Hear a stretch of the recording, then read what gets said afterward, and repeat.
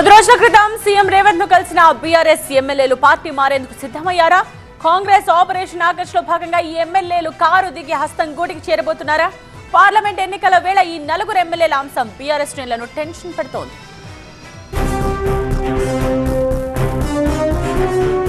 ఉమ్మడి మెదక్ జిల్లాకు చెందిన నలుగురు బీఆర్ఎస్ ఎమ్మెల్యేలు కాంగ్రెస్ లో చేరబోతున్నారనే ప్రచారం జోరుగా సాగుతోంది. కాంగ్రెస్ అధికారంలోకి వచ్చిన కొద్ది రోజుల్లోనే ఉమ్మడి మెదక్ జిల్లాకు చెందిన బీఆర్ఎస్ ఎమ్మెల్యేలు కొత్త ప్రభాకర్ రెడ్డి, గూడెం మహిపాల్ రెడ్డి, సునీత లక్ష్మారెడ్డి, మాణిక్రావు సీఎం రేవంత్ ను కలిశారు.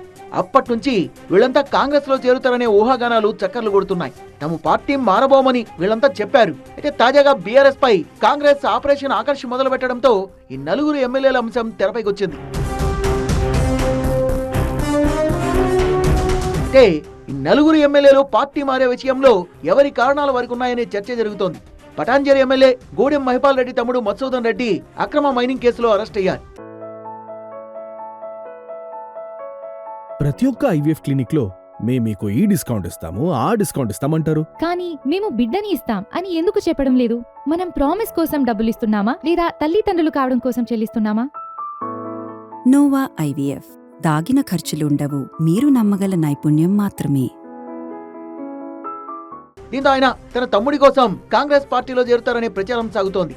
దుబ్బాక ఎమ్మెల్యే కొత్త ప్రభాకర్ రెడ్డికి ట్రాన్స్పోర్ట్ బిజినెస్ ఉందని, ఇప్పటికే ప్రభుత్వం దానిపై దృష్టి సారించిందని టాక్. దీంతో ఆయన కాంగ్రెస్ లో చేరడానికి సిద్ధమయ్యారని సమాచారం.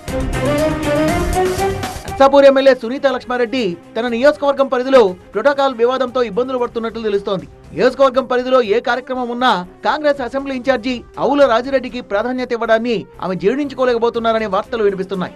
సంగారెడ్డి ఎమ్మెల్యే చింతా ప్రభాకర్, జహీరాబాద్ ఎమ్మెల్యే మాణిక్రావుపై కూడా ఈ రకమైన ప్రచారమే జరుగుతోంది. ఇప్పటికే మంత్రులు దామోదర్ రాజనరసింహ, జిల్లా ఇన్ఛార్జి మంత్రి కొండా సురేఖ వీరితో మాట్లాడారనే వార్తలు వినిపిస్తున్నాయి. ఉమ్మడి మెదక్ జిల్లా అంటే బీఆర్ఎస్ పార్టీకి కంచుకోట. మాజీ సీఎం కేసీఆర్, మాజీ మంత్రి హరీష్ రావుకు జిల్లాపై పట్టుంది.